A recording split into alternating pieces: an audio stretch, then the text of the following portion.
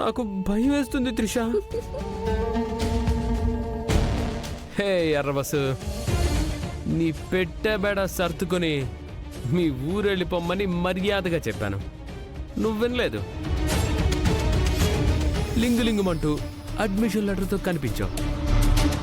ఆ లెటర్ లేకపోతే తోక ముడుచుకొని వెళ్ళిపోతావని ఆ లెటర్ని కాల్ చేశాను. అయినా నువ్వు మారలేదు. ఏకంగా తాతయ్యతో కాలేజీలో అడుగు పెట్టేశావు.